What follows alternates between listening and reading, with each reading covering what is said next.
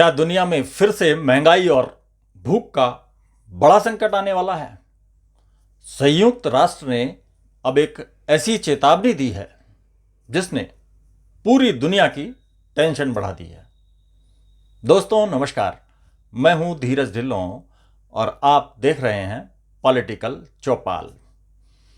दोस्तों, दुनिया एक नए खाद्य संकट की तरफ बढ़ रही है और इसकी सबसे बड़ी वजह बन रहा है हॉर्मुज जलडमरू मध्य में बढ़ता तनाव। संयुक्त राष्ट्र की संस्था फूड एंड एग्रीकल्चर ऑर्गेनाइजेशन यानी FAO ने बड़ी चेतावनी दी है।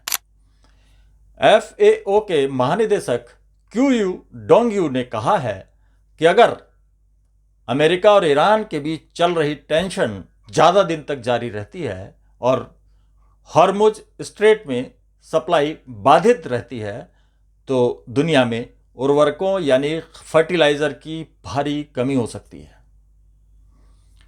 इटली की राजधानी रोम में आयोजित MED9++ देशों की मंत्री स्तरीय बैठक में क्यू डोंगयू ने कहा है कि यह सिर्फ भू राजनीतिक संकट नहीं है, बल्कि यह पूरी दुनिया की खाद्य व्यवस्था पर सीधा हमला है। दरअसल हॉर्मुज स्ट्रेट दुनिया के सबसे अहम समुद्री रास्तों में से एक है। यहीं से बड़ी मात्रा में तेल, गैस, सल्फर और उर्वरकों की सप्लाई होती है। अगर यह रास्ता लंबे समय तक प्रभावित रहता है तो फर्टिलाइजर पर महंगाई की मार पड़नी तय है। फिर खेती की लागत बढ़ेगी और खाने पीने की चीजों के दाम आसमान छू सकते हैं। FAO ने साफ कहा है कि खेती किसी राजनीतिक कैलेंडर से नहीं चलती। फसलों को समय पर खाद चाहिए होती है। अगर कुछ हफ्तों की भी देरी हुई तो पैदावार कम हो जाएगी। संयुक्त राष्ट्र के मुताबिक इसका असर 2026 के दूसरे हिस्से में दिखना शुरू होगा और 2027 तक दुनिया में खाद्य आपूर्ति पर बड़ा दबाव बन सकता है।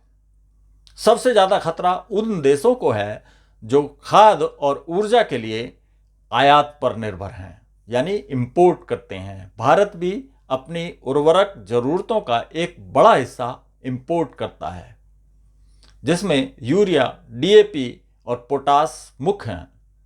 दोस्तों बता दें, 2024 में 7.68 अरब डॉलर के आयात के साथ भारत दुनिया का तीसरा सबसे बड़ा उर्वरक आयातक बन गया था। भारत मुख्य रूप से रूस, सऊदी अरब, मोरक्को, ओमान और चीन से उर्वरक आयात करता है। अफ्रीका, एशिया और मध्य पूर्व के कई देश पहले से ही महंगाई, जलवायु संकट और खाद्य असुरक्षा से जूझ रहे हैं।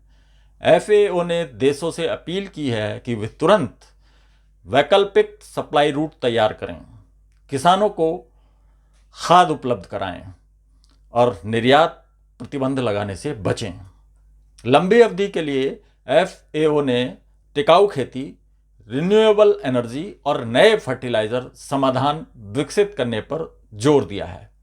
अब सवाल यह है, क्या दुनिया एक और खाद्य संकट की ओर बढ़ रही है?